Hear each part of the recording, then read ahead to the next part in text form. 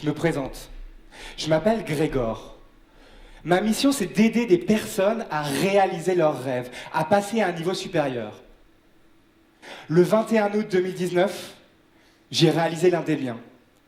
Je suis devenu le 33e Français à avoir traversé la Manche à la nage, muni du bonnet de bain que vous venez de voir, la fameuse paire de lunettes, ce magnifique slip de bain rouge, c'est le vrai, hein, aux couleurs de Ted, mais aussi enrobé de graisse, afin de pouvoir boucher les pores de ma peau. La traversée de la Manche à la nage est considérée comme l'Everest de la natation en eau libre, puisqu'il y a un taux d'échec de l'ordre de 80%. Premier exemple, la gestion du froid. La température moyenne de la Manche est à 16 degrés. Il faut donc être en capacité à suradapter votre corps. Deuxième sujet. Pour rejoindre l'Angleterre à la France, il faut 33,7 km, selon la police. Jusqu'à 60 km selon les manifestants. En fait, tout dépend des courants. Sachant que quand vous arrivez en France, welcome, vous avez un courant de face et qui devient un mur. Il faut être en capacité d'accélérer. Troisième sujet, être capable de nager dans le noir. Être capable de comprendre comment votre corps va réagir aux piqûres de méduses. Apprendre l'alimentation, gérer la fatigue, la houle, les vagues. Mon père me disait souvent, le voyage vaut autant que la destination.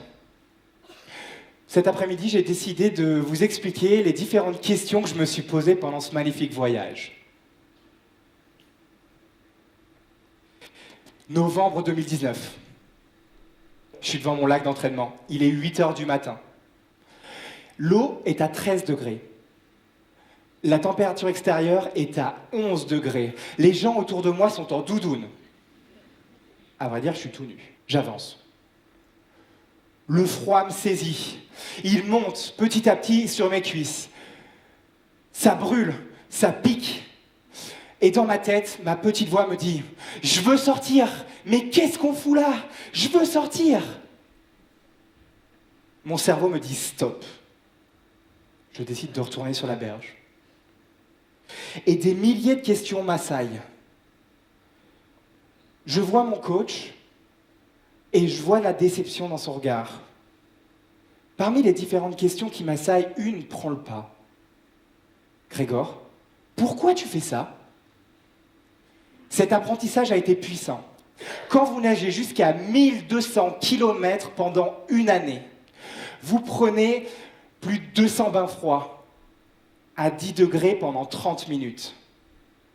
D'ailleurs, pour la petite anecdote, je fourrais le congélateur de glaçons pour faire redescendre la température de mon bain, aux grandes dames de ma fiancée, qui a dû faire une croix sur les surgelés, et surtout de prendre des bains avec moi. J'ai beaucoup pleuré. J'ai vécu énormément d'émotions différentes pendant cette traversée.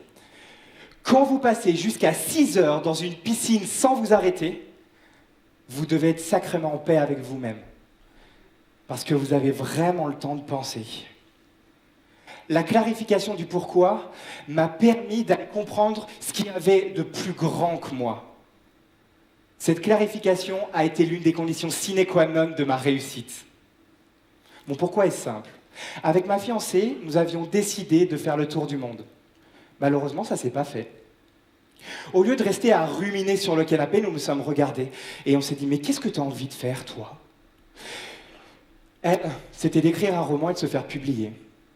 Moi, c'était de traverser la Manche. Je vous laisse deviner qui est la tête et qui sont les jambes dans le couple. Il y avait un pourquoi beaucoup plus personnel.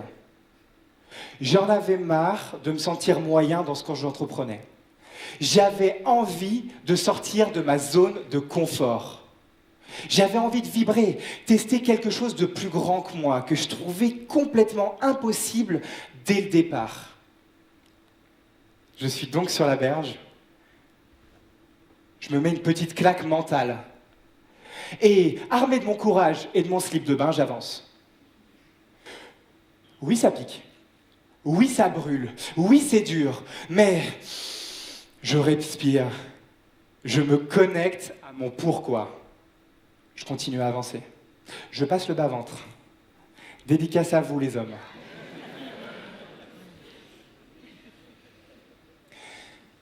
Je m'immerge. Et au bout d'une minute, mon corps s'apaise. Mon cerveau me dit, mais en fait, c'est génial. J'ai un regain d'énergie. J'ai l'impression de faire corps avec la nature et avec mon propre corps. Je sens toutes les cellules de mon corps. Et vous, pourquoi vous voulez réaliser votre objectif? Pourquoi vous voulez réaliser votre rêve? Je vais vous donner une petite astuce. Posez-vous 5 fois la question pourquoi. Cela va vous permettre d'éviter le bavardage mental. Pourquoi tu veux traverser la Manche? Parce que je veux réaliser quelque chose d'impossible. Ok. Pourquoi tu veux réaliser quelque chose d'impossible? Vous allez voir, vous ne pourrez plus vous mentir à vous-même au bout du 5e pourquoi. Quand j'ai commencé à en parler aux personnes autour de moi, j'ai pu entendre quelques critiques plus ou moins sympathiques. Grégoire, c'est impossible. Mais c'est un rêve. Grégoire, t'as jamais foutu un pied dans la Manche. J'ai même une personne qui m'a dit, Grégoire, imaginons, si tu n'y arrives pas, tu vas déprimer. Peut-être. Mais si tu y arrives, tu vas déprimer. Vous n'êtes pas garant des critiques ou des peurs des personnes de votre environnement, même les plus légitimes, même des personnes proches. Personne autour de moi n'était nageur en conditions extrêmes. Afin de comprendre différentes stratégies, je me suis donc entouré et interviewé des personnes qui avaient réalisé des choses aussi extraordinaires et folles. J'ai rencontré des personnes ayant réalisé la traversée de la Manche, mais aussi des sportifs professionnels, des sportifs amateurs, des explorateurs. Tout ça pour essayer de comprendre de quelle manière ils avaient monté leur projet. Lorsque je vivais en Australie, j'ai eu la chance de rencontrer une personne qui s'appelait Bronnie Ware. Elle était infirmière en soins palliatifs. Elle posait cette question à ses patients qui étaient, mais quel regret ils pouvaient avoir? 95% des gens ont répondu qu'ils avaient un regret. Parmi les différents regrets, il y avait celui de ne pas avoir vécu la vie telle qu'on aurait voulu. Celui de ne pas avoir réalisé certains de ses rêves en faisant fi des critiques extérieures. N'attendez pas. N'attendons pas. N'attendons pas. Personne ne va un jour venir vous mettre une main sur l'épaule et vous dire que c'est le bon moment. Ça ne sera jamais le bon moment. N'attendez pas que la vie vous explose au visage. N'attendez pas qu'il vous arrive quelque chose à la fois de bon comme de mauvais. N'attendez pas. Les interviews que j'ai pu faire, je me suis rendu compte que la plupart des personnes avaient eu un accident. S'étaient retrouvées à liquider leur entreprise, la crise de la cinquantaine, à être au pied du mur, à attendre quelque chose de violent. D'ailleurs, c'est toujours ce que j'ai fait toute ma vie. J'ai attendu quelque chose. J'ai attendu qu'il y ait quelque chose de violent qui me dise de bouger et d'avancer. Mais pas cette fois. J'en avais marre de scroller devant mon ordinateur, à regarder pendant des heures une vidéo de personnes qui réalisaient des prouesses ou des choses que je trouvais complètement extraordinaires. Je voulais vivre, je voulais être, je voulais tester quelque chose qui me semblait fondamentalement impossible. Vous attendez quoi? Nous attendons quoi? Au bout de 14 heures et 1 minute, une eau à 17 degrés, 4 piqûres de méduse plus tard, tout au visage. J'arrive à 17h01 sur la plage de Ouessant. Moi, je pensais que j'allais arriver, lever les bras au ciel, fier de ce que j'avais réalisé. C'est vrai, Mais cependant, c'est un shoot de fraternité que j'ai ressenti. Pour mon coach, le lien indéfectible que nous avons eu pendant toute cette traversée, tous les moments de partage que nous avons eus. Sans lui, je n'aurais jamais réussi.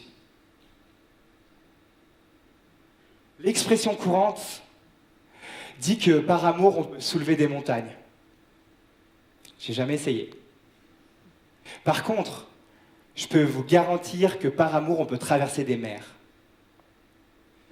Le soutien indéfectible de ma fiancée, son aide, son amour, la puissance de l'amour. Si on faisait un pacte, là, maintenant, ensemble, ce soir, je suis conscient que tout le monde n'a pas envie d'aller dans la Manche avec un slip de bain rouge. Je comprends, il n'y a pas de souci. Ou d'écrire un roman. Mais si on faisait un pacte, là, maintenant, ensemble, quel premier petit pas vous pouvez commencer à faire, commencer à nager dans la réalisation de votre objectif? Mon père me disait souvent, comme je vous l'ai dit précédemment, que le voyage vaut autant que la destination. C'est vrai. Mais j'aime à rajouter que le voyage vaut autant que la destination, mais que la destination peut être extraordinaire. Parce que demain, il sera peut-être trop tard. Merci beaucoup.